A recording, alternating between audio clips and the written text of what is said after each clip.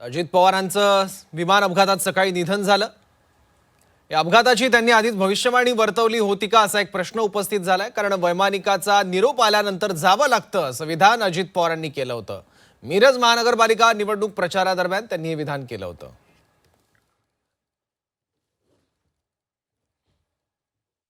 वैमानिकाचा निरोप आला की उशीर झाला तर मला निघून जावं लागेल, कारण ते अलीकडे तासाचं केलं।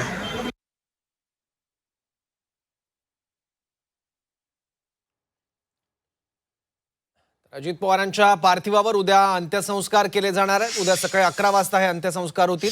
विद्या प्रतिष्ठानच्या मैदानामध्ये अंत्यसंस्कार करण्यात येतील। उद्या सकाळी 9 वाजता अंत्ययात्रा निघेल। पंतप्रधान मोदी आणि अमित शहा अंत्यविधीसाठी स्वतः येणार आहेत। विद्या प्रतिष्ठानच्या मैदानात आत्तापासूनच हजारोंचा जनसमुदाय जमलाय। अजितदारांना निरोपासाठी आत्तापासूनच मोठी गर्दी बघायला मिळते आहे। विद्या प्रतिष्ठान मैदानात हजारोंचा जनसमुदाय आता बघायला मिळतोय।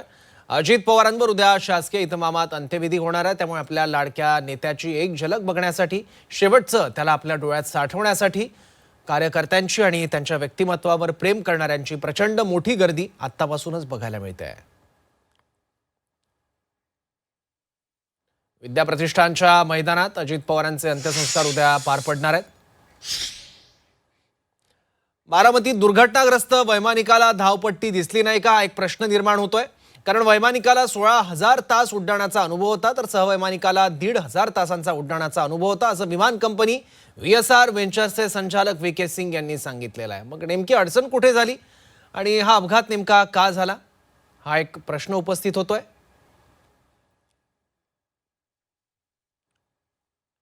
सहवैमानिकाला 1,500 तास उड्डाणाचा अनुभव होता। त्यामुळे वैमानिक आणि सहवैमानिक दोघेही अनुभवी होते। त्यामुळे अपघाताची कारणं नेमकी काय त्याचा शोध आता घेतला जातोय। विमान दुर्घटनेप्रकरणी पहिली कारवाई आता करण्यात आली आहे। AIB ची टीम VSR व्हेंचर्स कंपनीत दाखल झाली आहे। कार्यालयातून अनेक कागदपत्र जप्त करण्यात आली आहेत। अपघातग्रस्त विमान VSR व्हेंचर्स कंपनीचं होतं। त्यामुळे आता कारवाईला या प्रकरणात सुरुवात झालेली आहे। विमान दुर्घटनेप्रकरणी पहिली कारवाई AIB ची टीम VSR व्हेंचर्स कंपनीत दाखल झाली आणि कार्यालयातून अनेक कागदपत्र जप्त केली आहेत। अजितदारांचा ज्या विमानात अपघात झाला ते अपघातग्रस्त विमान VSR व्हेंचर्स कंपनीचं होतं।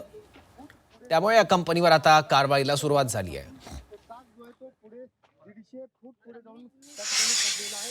अजित पवार यांचं आज सकाळी बारामती इथे विमान अपघातात दुर्दैवी निधन झालं। ज्या ठिकाणी त्यांचं विमान क्रॅश झालं त्या ठिकाणी सध्या फॉरेन्सिक लॅबची टीम दाखल झाली असून गृह विभागाचे वरिष्ठ अधिकारी घटनास्थळी दाखल झाले आहेत। आणि थोड्याच वेळात राज्याचे मुख्यमंत्री देवेंद्र फडणवीस आणि उपमुख्यमंत्री एकनाथ शिंदे हे सुद्धा घटनास्थळी भेट देऊन अपघाताबाबत माहिती जाणून घेणार असल्याचं कळतंय।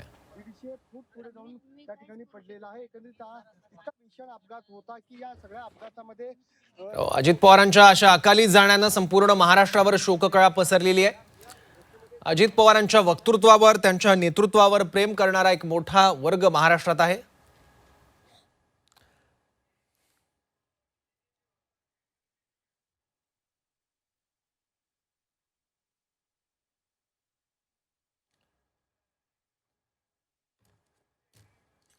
DGCAची टीम घटनास्थळी दाखल झाली आहे। याचा आढावा घेतलाय हेमंत चापुडे यांनी।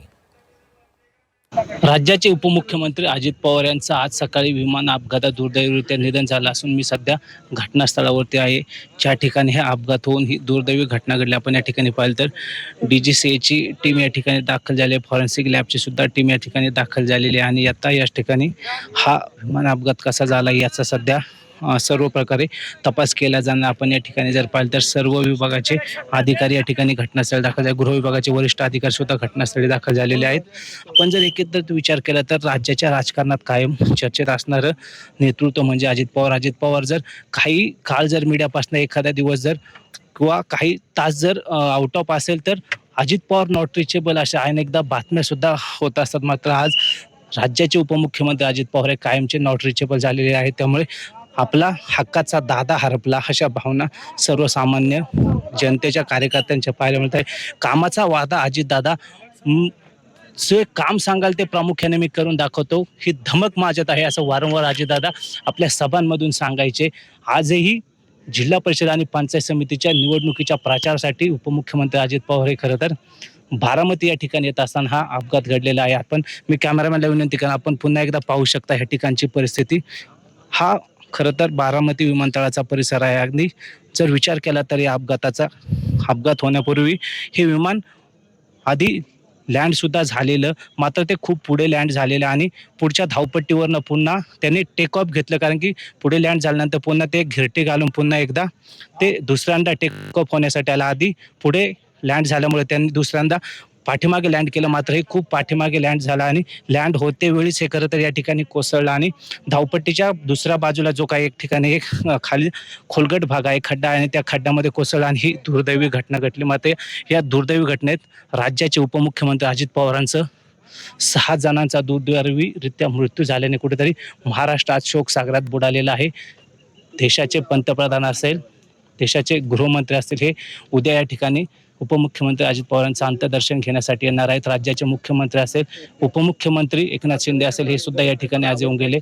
राज्यपाल सुद्धा येऊन गेले. त्यामुळे आता उद्या राज्यातील अनेक दिग्गज, देशातील दिग्गज व्यक्ती हे खरं त्यांच्या पार्थिवाचं दर्शन घेण्यासाठी बारामतीमध्ये दाखल होणार आहेत. मात्र आता सध्या अंधार पडलेला जरी असला तरी या ठिकाणी मोठ्या संख्येने कार्यकर्ते आपल्या नेत्याचा अपघात कसा झाला हे पाहण्यासाठी सुद्धा मोठ्या संख्येने ज्या ठिकाणी घडलेल्या त्या परिसरात येताना आपल्याला पाहायला मिळतं. मात्र या लोकांना अडवण्याचं सुद्धा मोठं आव्हान पोलीस प्रशासनासमोर आहे. वारंवार पोलीस सांगत आहेत की या ठिकाणी येऊ नका.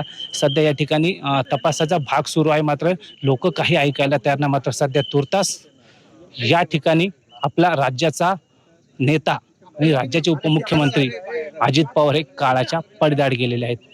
Hemant Sapude, Zee media, Baramati, Pune.